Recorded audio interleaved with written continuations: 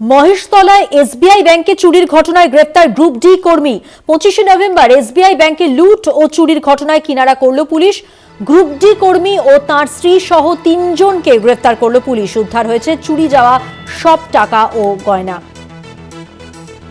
25শে November SBI ব্যাংকে লুট ও চুরির ঘটনার কিনারা করল পুলিশ। আরো বিস্তারিত জানবো, আমাদের সঙ্গে টেলিফোন লাইনে রয়েছেন আমাদের প্রতিনিধি শুভ্রজিৎ চক্রবর্তী। শুভ্রজিৎ, পুলিশ সূত্রে কি জানা যাচ্ছে? দেখো, তোমায় জানিয়ে রাখবো, গত 25শে নভেম্বর মহেশতলা যে রাষ্ট্রায়ত্ত ব্যাংক, সেই রাষ্ট্রায়ত্ত ব্যাংকে যে চুরির ঘটনা ঘটে, সেই চুরির ঘটনার কিনারা করলো ডায়মন্ড হারবার জেলা পুলিশ। এবং সেই দিনই কিন্তু যিনি ডিআইজি প্রেসিডেন্ট ছিলেন আকাশ মাকারিয়া, তিনি যেটা জানিয়েছিলেন যে এই কেসে কিন্তু কোনো রকম তালা ভাঙা হয়নি, সেক্ষেত্রে সমস্ত চাবি খুলে কিন্তু এই ধরনের ঘটনা ঘটানো হয়েছিল। পুলিশের পক্ষ থেকে এমন জানানো হয়েছিল এবং তারপরেই কিন্তু ডায়মন্ড হারবার জেলা পুলিশ তদন্ত নামে। এবং তোমায় জানিয়ে রাখবো, এই যে রাষ্ট্রায়ত্ত ব্যাংকে চুরির ঘটনা ঘটেছিল, সেই ব্যাংকে কিন্তু সিসিটিভি ফুটেজ পুলিশ পায়নি। সেক্ষেত্রে যে হার্ড ডিস্ক বা ডিভিআর কিন্তু যারা অভিযুক্তরা ছিলেন তারা নিয়ে চলে গেছিলেন। এবং নিচে ছিল একটি এইচডিএফসি ব্যাংকের এটিএম।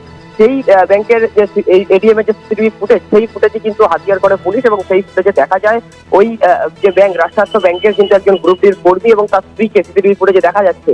এবং তারপরেই কিন্তু পুলিশ তদন্তে নেমে একেবারে এই যে দুজন গ্রুপ ডি এর কর্মী এবং তার স্ত্রী, অর্থাৎ যেটা জানা যাচ্ছে যে সূত্র মারফত আরিফ হোসেন এবং তার স্ত্রী এবং আরিফ হোসেনের শালা। একদমই, ধন্যবাদ শুভ্রজিৎ। কথা বললাম আমাদের প্রতিনিধি শুভ্রজিৎ চক্রবর্তীর সঙ্গে।